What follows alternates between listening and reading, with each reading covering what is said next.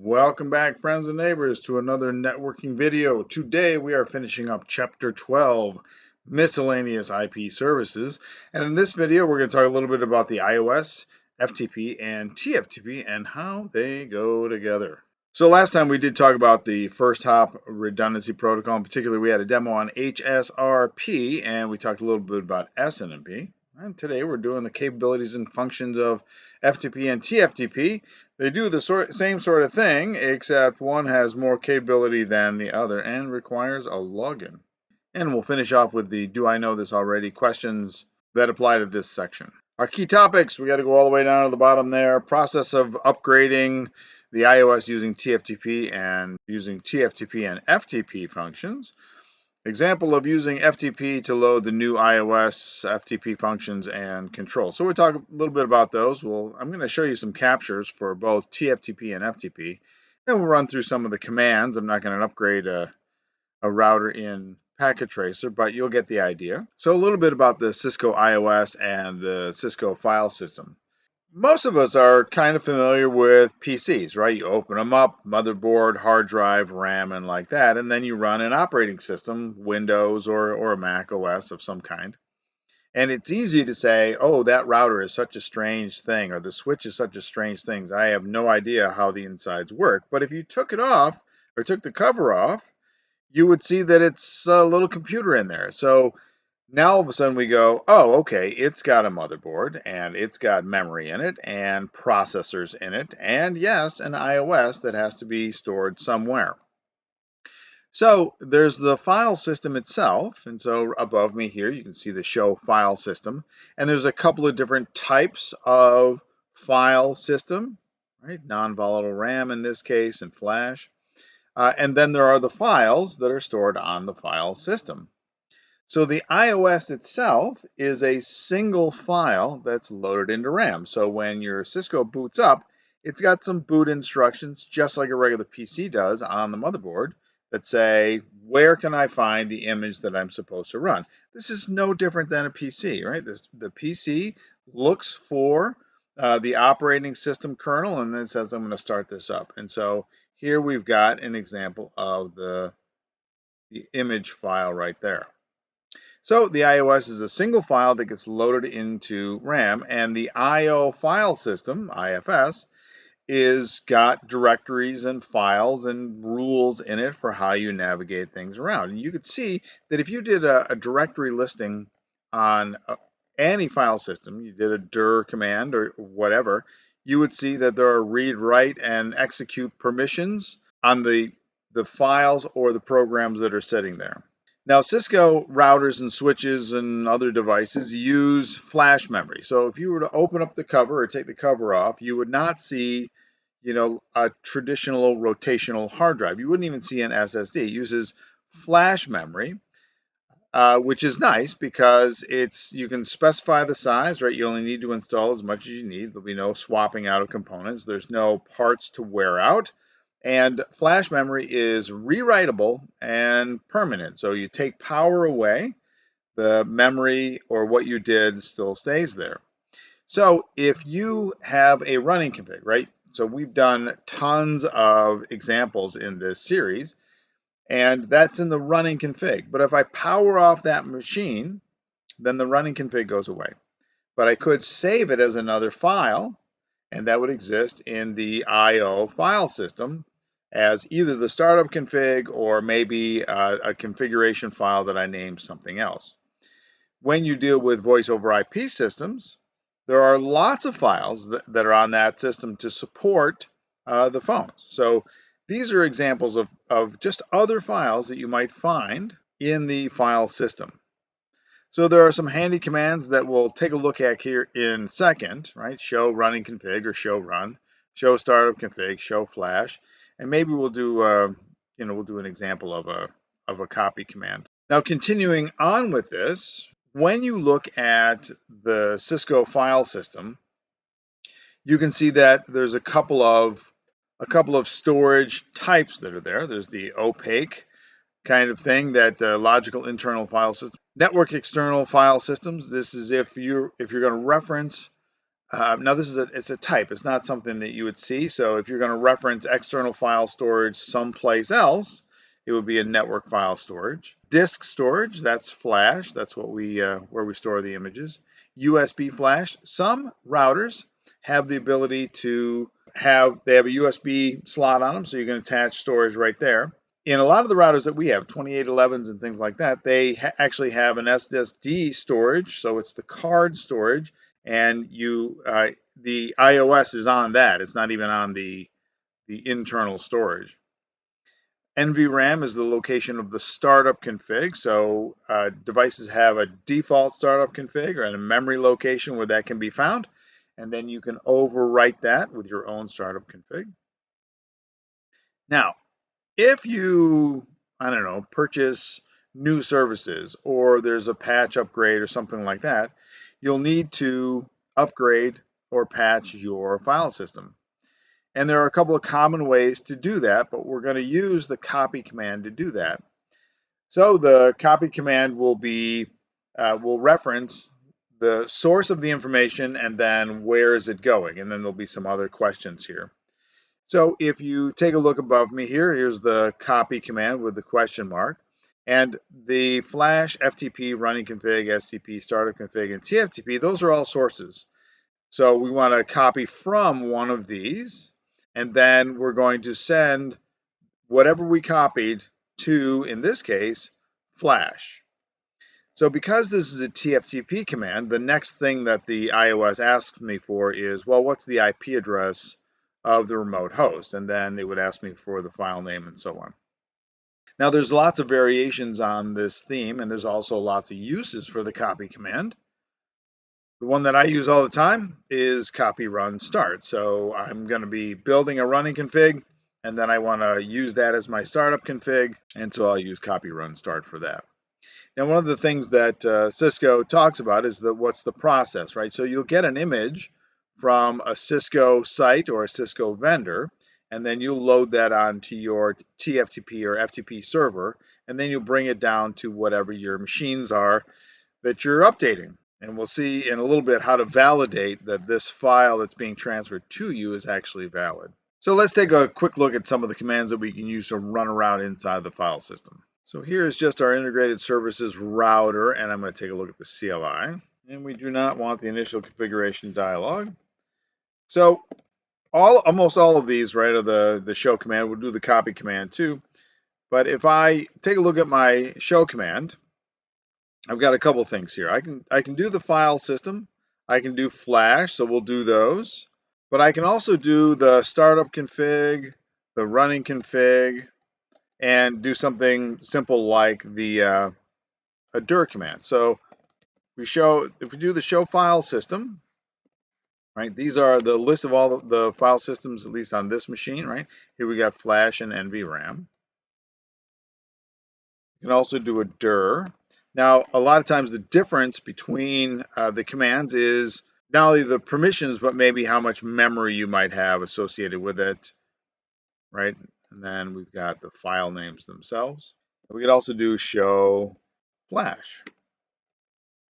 Right, just another way of looking at the data. Now, if I did show file systems or did a dir, and I had multiple types of, I don't know, media attached or something like that, then I might not see what I want. So I might specify what I actually wanted to look at. Well, if I want to show running config, right, this is the current configuration of this router.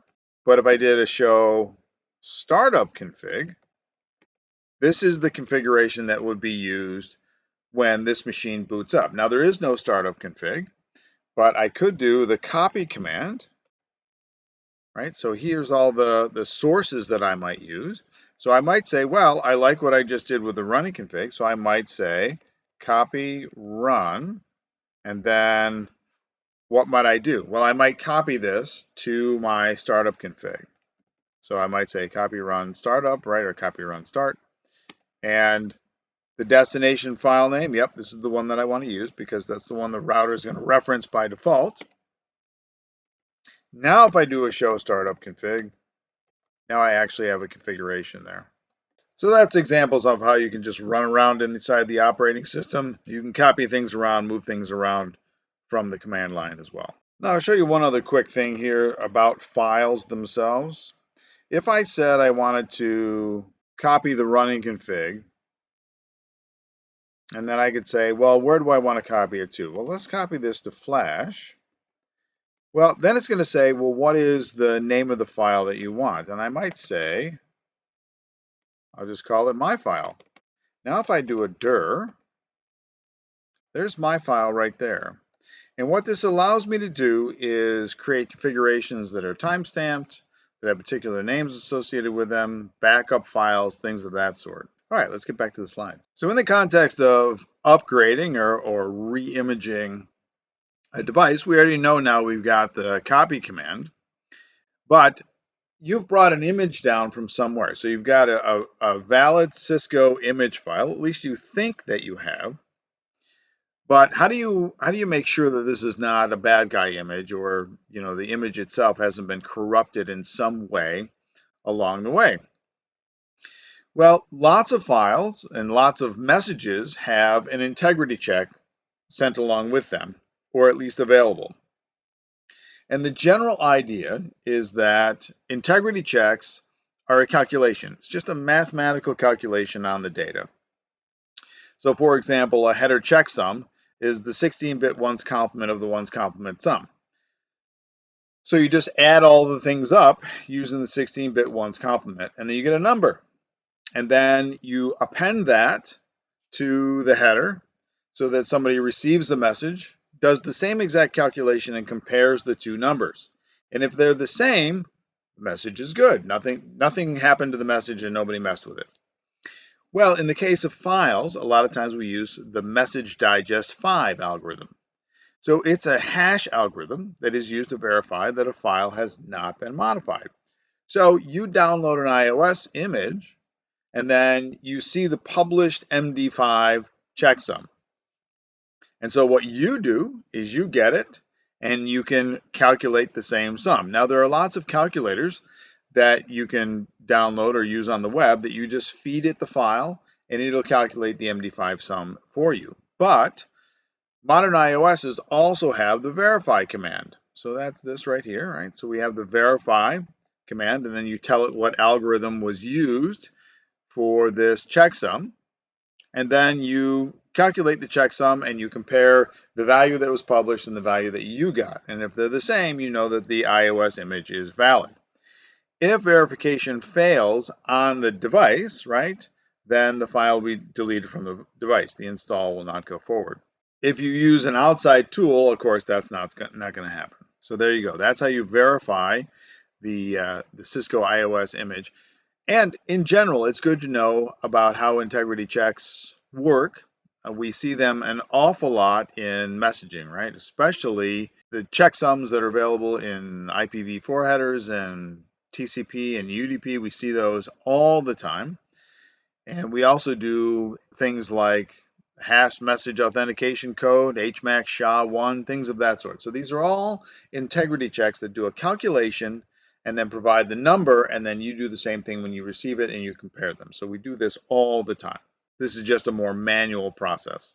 All right, let's talk a little bit about TFTP and FTP. So the file transfer protocol and the trivial file transfer protocol. Trivial is not a euphemism or anything else. It's the actual name because it doesn't do what FTP does. So these two protocols have been around for a long, long time. We'll see that they have low RFC numbers, right? So FTP is 959. So it's been around since the earliest of our RFCs.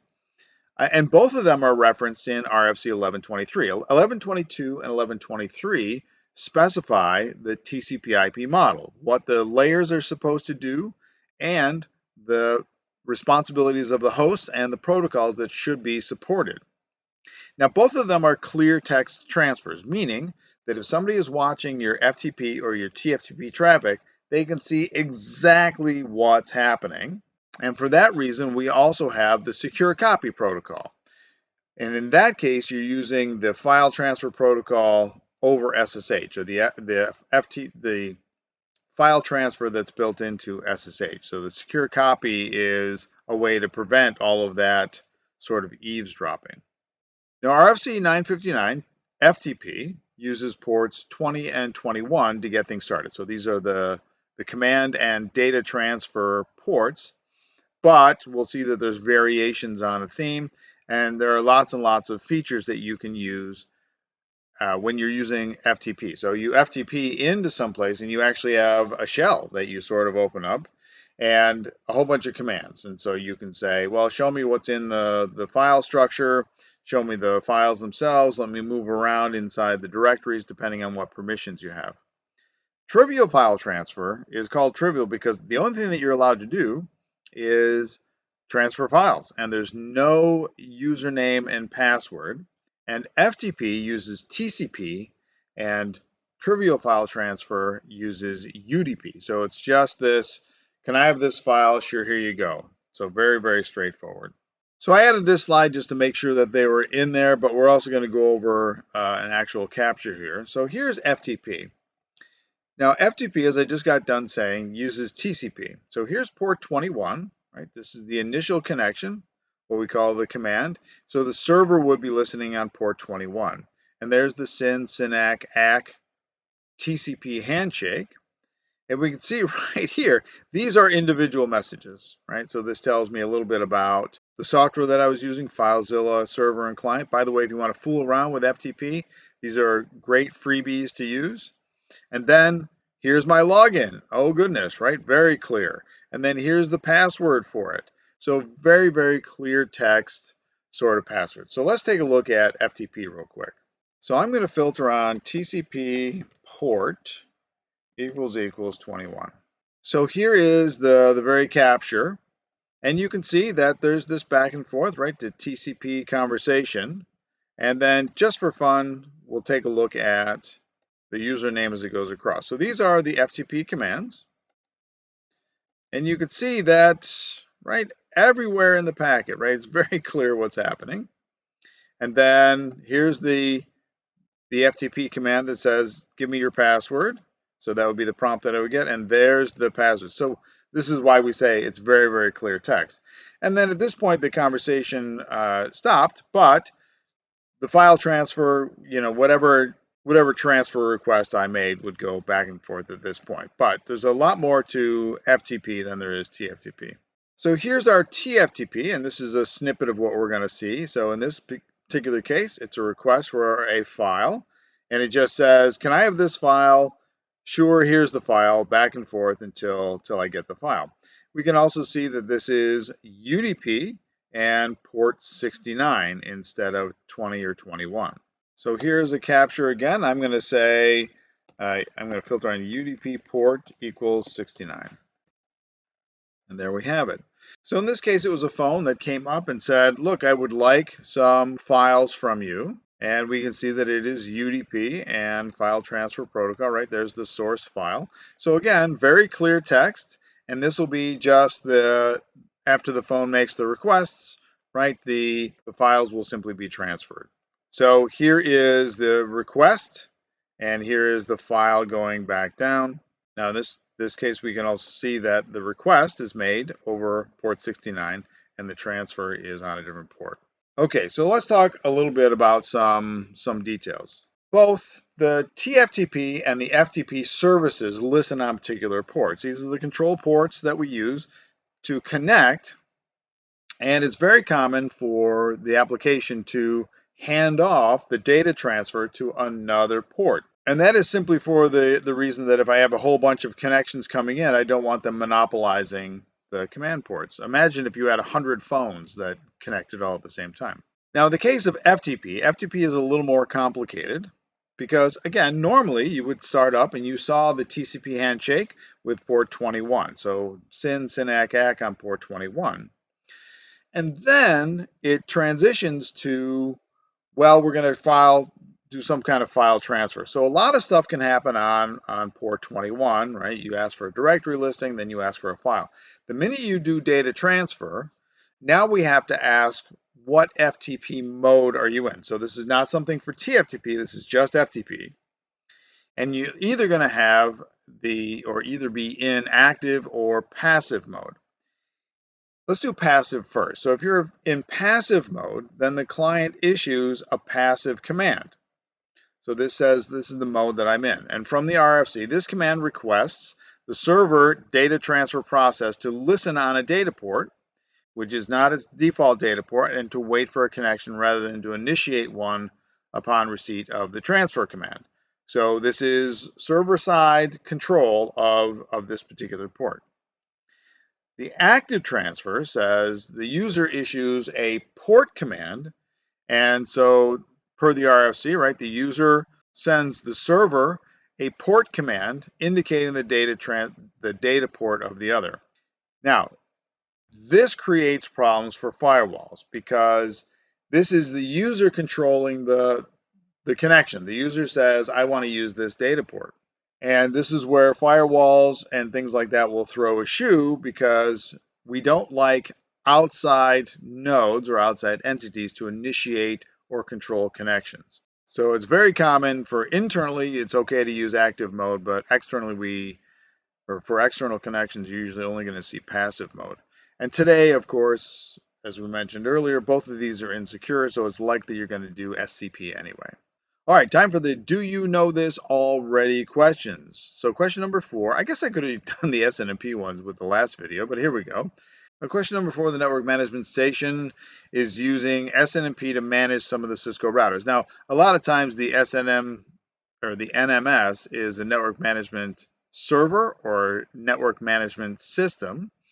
But in this case, we're using SNMP version 2C. Which of the following answers most accurately describes how the SNMP agent on a router authenticates with any SNMP GET requests received from the NMS?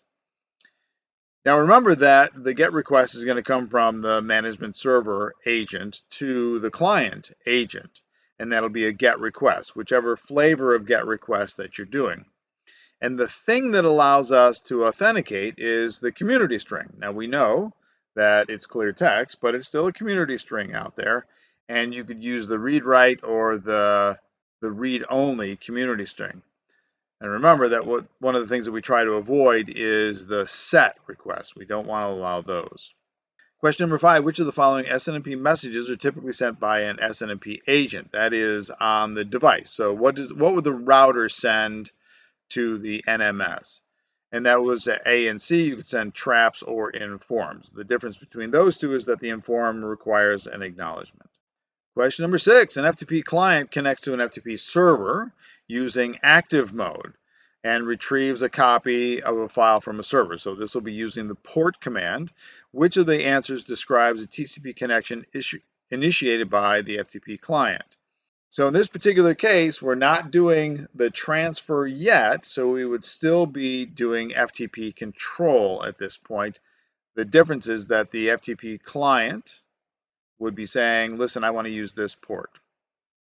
Question number 7, which of the following functions are supported by FTP but not TFTP? Choose 2 answers. Remember that TFTP, the trivial file transfer, is just about files moving back and forth. That's it. And so anything else is going to be FTP. So in this case, it was changing the directory and listing files, BND. All right, now chapter 13, look ahead. We're going to be looking at LAN architecture. So campus topologies, network topology architectures, 2-tier, 3-tier, the design models, small office, home office, or SOHO. We'll compare physical interface and cabling types. These are really, really important to get that cable plant right to support whatever you're trying to do. And then we'll do concepts of power over Ethernet. And these are from 802.3, so it makes sense. The Ethernet standard, so we'll look at some of the stuff is built into the Ethernet standard, 802.3, but the related standards are AT and AF, among others. So that should be fun to do. So chapter 12 was all of these miscellaneous services. So first hop redundancy protocol, HSRP in that case, BRRP. We talked about SNMP, and today, of course, we did FTP and TFTP and running around inside the Cisco IO file system. So we looked specifically at things like the copy command, but the dir command, the show command, show flash, show file system, show running config, show startup config, and what we can do to actually manipulate the files on the file system. Both TFTP and FTP can be used to move files in and out of an iOS file system. You just need a server. And remember that your files come down from Cisco or a Cisco approved source. You can do the MD5 on them and then do the install with the copy command. Well, this was fun. We're building our toolbox. We're understanding more about how Cisco devices operate. Like and subscribe if you're ready to add a little power to our infrastructure. No matter what protocol you're using, FTP or TFTP, may those packets always reach their destination. And this is CCNA. You can do this.